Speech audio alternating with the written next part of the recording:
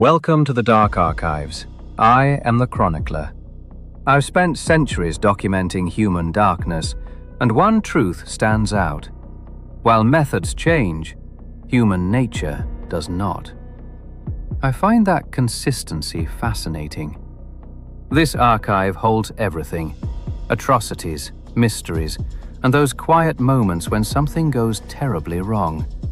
The most unsettling cases aren't monsters, but ordinary people making small, reasonable choices, until there's no turning back.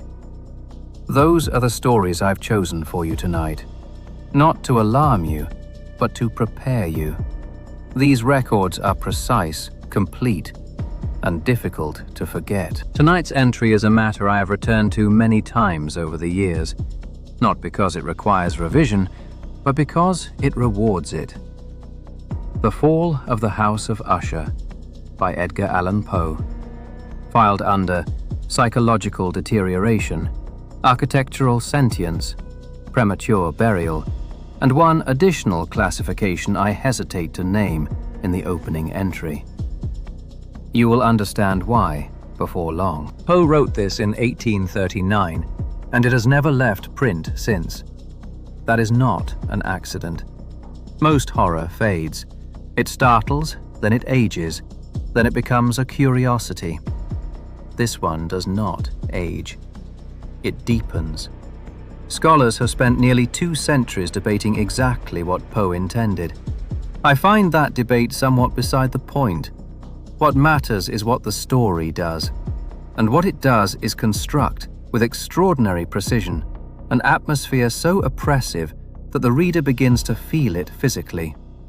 The house is not a setting. The house is a condition. Poe himself was no stranger to conditions of that kind.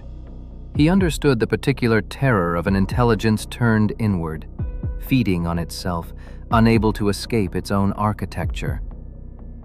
He documented it here with what I can only describe as clinical intimacy. If you find value in these archives, subscribe. What follows will take some time. The record is not short. But then, neither is the dread.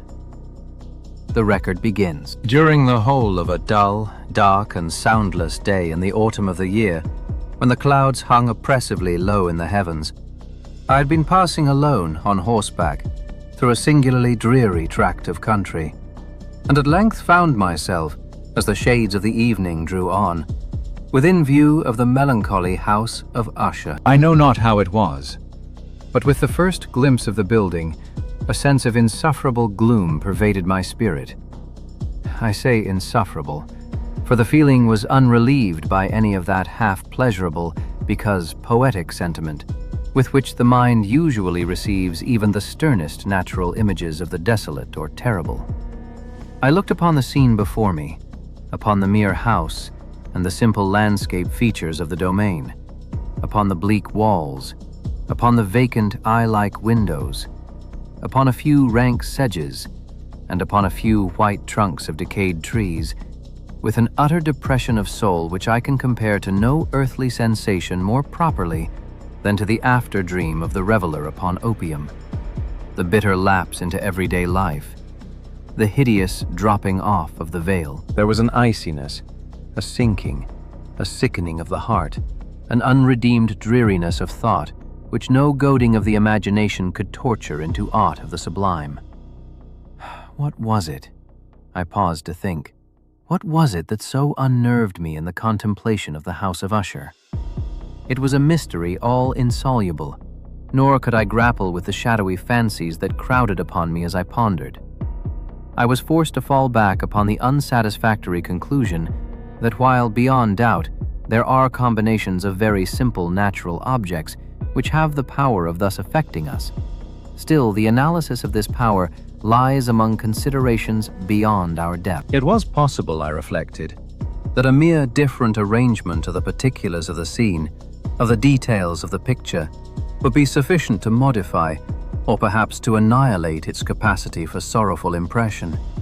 And acting upon this idea, I reined my horse to the precipitous brink of a black and lurid tarn that lay in unruffled luster by the dwelling, and gazed down, but with a shudder even more thrilling than before, upon the remodeled and inverted images of the grey sedge and the ghastly tree stems and the vacant and eye-like windows. Nevertheless, in this mansion of gloom, I now proposed to myself a sojourn of some weeks.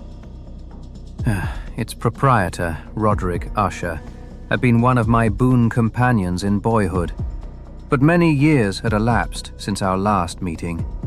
A letter, however, had lately reached me in a distant part of the country, a letter from him, which, in its wildly importunate nature, had admitted of no other than a personal reply. The MS gave evidence of nervous agitation. The writer spoke of acute bodily illness, of a mental disorder which oppressed him, and of an earnest desire to see me as his best and indeed his only personal friend, with a view of attempting, by the cheerfulness of my society, some alleviation of his malady. Although, as boys, we had been even intimate associates, yet I really knew little of my friend. His reserve had been always excessive and habitual. I was aware, however, that his very ancient family had been noted, time out of mind, for a peculiar sensibility of temperament, displaying itself through long ages in many works of exalted art, and manifested of late in repeated deeds of munificent yet unobtrusive charity, as well as in a passionate devotion to the intricacies of musical science. I had learned, too, the very remarkable fact that the stem of the Usher race, all time-honored as it was, had put forth at no period any enduring branch. In other words, but the entire family lay in the direct line of descent, and had always, with very trifling and very temporary variation, so lain. It was this deficiency, perhaps, of collateral issue and the consequent undeviating transmission from sire to son of the patrimony with the name, which had at length so identified the two as to merge the original title of the estate in the quaint and equivocal appellation of the House of Usher, an appellation which seemed to include, in the minds of the peasantry who used it, both the family and the family mansion. I have said that the sole effect of my somewhat childish experiment of looking down within the tarn had been to deepen the first singular impression. There can be no doubt that the consciousness of the rapid increase of my superstition, for why should I not so term it, served mainly to accelerate the increase itself. Such, I have long known, is the paradoxical law of all sentiments having terror as a basis, and it might have been for this reason only that when I again uplifted my eyes to the house itself from its image in the pool, there grew in my mind a strange fancy, a fancy so ridiculous, indeed, that I but mention it to show the vivid force of the sensations which oppressed me. I had so worked upon my imagination as really to believe that about the whole mansion and domain there hung an atmosphere peculiar to themselves, an atmosphere which had no affinity with the air of heaven, but which had reeked up from the decayed trees, and the grey wall, and the silent tarn, a pestilent and mystic vapour, dull, sluggish, faintly discernible, and leaden-hued. Shaking off from my spirit what must have been a dream, I scanned more narrowly the real aspect of the building. Its principal feature seemed to be that of an excessive antiquity. The discoloration of ages had been great. Minute fungi overspread the whole exterior, hanging in a fine tangled webwork from the eaves. Yet all this was apart from any extraordinary dilapidation. No portion of the masonry had fallen, and there appeared to be a wild inconsistency between its still perfect adaptation of parts and the crumbling condition of the individual stones. Perhaps the eye of a scrutinizing observer might have discovered a barely perceptible fissure, which, extending from the roof of the building in front, made its way down the wall in a zigzag direction until it became lost in the sullen waters of the tarn. Noticing these things, I rode over a short causeway to the house. A servant in waiting took my horse, and I entered the Gothic archway of the hall. A valet, of stealthy step, thence conducted me in silence through many dark and intricate passages in my progress to the studio of his master. Much that I encountered on the way contributed, I know not how, to heighten the vague sentiments of which I have already spoken. While the objects around me, while the carvings of the ceilings, the somber tapestries of the walls, the ebon blackness of the floors, and the phantasmagoric armorial trophies which rattled as I strode, were but matters to which I had been accustomed from my infancy, I still wondered to find how unfamiliar were the fancies which ordinary images were stirring up. On one of the staircases, I met the physician of the family. His countenance wore a mingled expression of low cunning and perplexity. He accosted me with trepidation and passed on. The room in which I found myself was very large and lofty. The windows were long, narrow, and pointed, and at so vast a distance from the black oaken floor as to be altogether inaccessible from within. Feeble gleams of encrimsoned light made their way through the trellised panes and served to render sufficiently distinct the more prominent objects around. The eye, however, struggled in vain to reach the remoter angles of the chamber or the recesses of the vaulted and fretted ceiling. Dark draperies hung upon the walls. The general furniture was profuse, comfortless, antique, and tattered. Many books and musical instruments lay scattered about, but failed to give any vitality to the scene.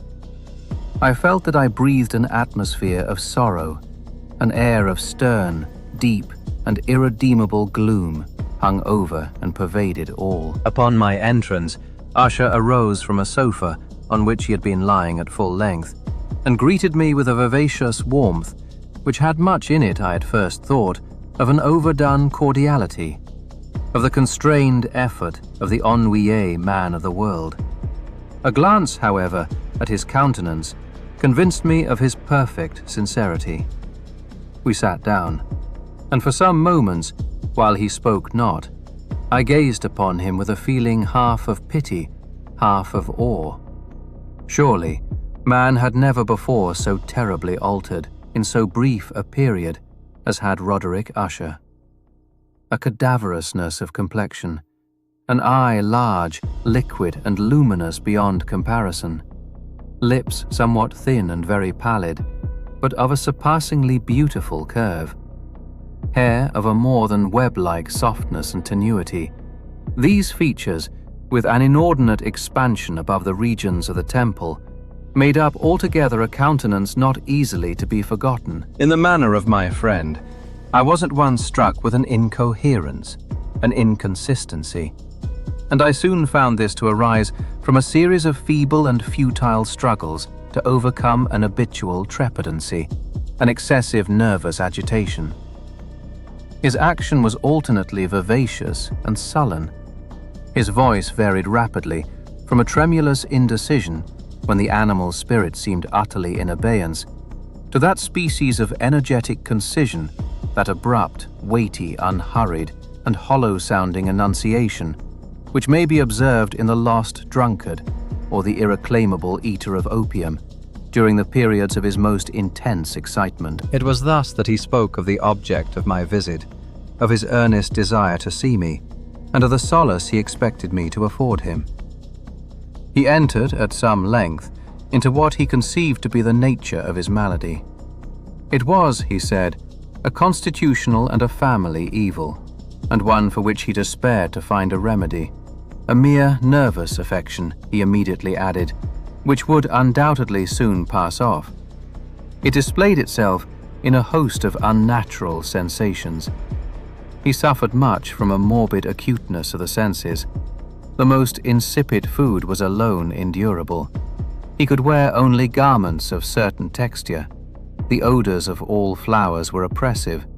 His eyes were tortured by even a faint light, and there were but peculiar sounds, and these from stringed instruments, which did not inspire him with horror. To an anomalous species of terror, I found him a bounden slave. "I shall perish," said he. "I must perish in this deplorable folly. Thus, and not otherwise, shall I be lost. I dread the events of the future, not in themselves, but in their results. I shudder at the thought of any, even the most trivial incident which may operate upon this intolerable agitation of soul. I have indeed no abhorrence of danger, except in its absolute effect, in terror. In this unnerved, in this pitiable condition, I feel that the period will sooner or later arrive when I must abandon life and reason together in some struggle with the grim phantasm, fear. I learned, moreover, at intervals, and through broken and equivocal hints, another singular feature of his mental condition. He was enchained by certain superstitious impressions in regard to the dwelling which he tenanted, and whence for many years he had never ventured forth, in regard to an influence which some peculiarities in the mere form and substance of his family mansion had, by dint of long sufferance, obtained over his spirit, an effect which the physique of the grey walls and turrets, and of the dim tarn into which they all looked down, had at length brought about upon the morale of his existence. He admitted, however, although with hesitation, that much of the peculiar gloom which thus afflicted him could be traced to a more natural and far more palpable origin, to the severe and long-continued illness, indeed to the evidently approaching dissolution, of a tenderly beloved sister, his sole companion for long years, his last and only relative on earth. Her decease, he said with a bitterness which I can never forget, would leave him the hopeless and the frail, the last of the ancient race of the Ushers. While he spoke, the Lady Madeline passed slowly through a remote portion of the apartment, and without having noticed my presence, disappeared. I regarded her with an utter astonishment not unmingled with dread, and yet I found it impossible to account for such feelings. The disease of the Lady Madeline had long baffled the skill of her physicians. A settled apathy, a gradual wasting away of the person, and frequent, although transient affections of a partially cataleptical character were the unusual diagnosis. Hitherto she had steadily borne up against the pressure of her malady, and had not betaken herself finally to bed. But on the closing in of the evening of my arrival at the house, she succumbed, as her brother told me at night with inexpressible agitation, to the prostrating power of the destroyer. And I learned that the glimpse I had obtained of her person would thus probably be the last I should obtain, that the lady, at least while living, would be seen by me no more. For several days ensuing, her name was unmentioned by either Usher or myself, and during this period I was busied in earnest endeavors to alleviate the melancholy of my friend. We painted and read together, or I listened, as if in a dream, to the wild improvisations of his speaking guitar. And thus, as a closer and still closer intimacy admitted me more unreservedly into the recesses of his spirit, the more bitterly did I perceive the futility of all attempt at cheering a mind from which darkness, as if an inherent positive quality, poured forth upon all objects of the moral and physical universe in one unceasing radiation of gloom. I shall ever bear about me a memory of the many solemn hours I thus spent alone with the master of the House of Usher. Among other things, I hold painfully in mind a certain singular perversion and amplification of the wild air of the last waltz of von Weber. From the paintings over which his elaborate fancy brooded, and which grew touch by touch into vaguenesses at which I shuddered the more thrillingly, because I shuddered knowing not why. From these paintings I would in vain endeavor to deduce more than a small portion which should lie within the compass of merely written words. By the utter simplicity, by the nakedness of his designs, he arrested and overawed attention. If ever mortal painted an idea, that mortal was Roderick Usher. One of the phantasmagoric conceptions of my friend may be shadowed forth, although feebly, in words. A small picture presented the interior of an immensely long and rectangular vault or tunnel, with low walls, smooth, white, and without interruption or device. Certain accessory points of the design, served well to convey the idea that this excavation lay at an exceeding depth below the surface of the earth. No outlet was observed in any portion of its vast extent, and no torch or other artificial source of light was discernible. Yet a flood of intense rays rolled throughout and bathed the whole in a ghastly and inappropriate splendor. The record for tonight is suspended, but not concluded. Poe constructed this story in 2 chambers, and the Dark Archives will honor that architecture. Part 2 will proceed to the entombment, to the storm, to the night when the sounds came from below. The record is paused, filed and sealed, for now. If you find value in these archives, subscribe. Every entry deserves a witness, and Part 2 is one you will not want to approach what came before. Leave a like if the dread is already settling in. It means Poe is doing his work. The next entry continues precisely where this one ends. I think you will find it difficult to set aside. Until next time, the archives remain open.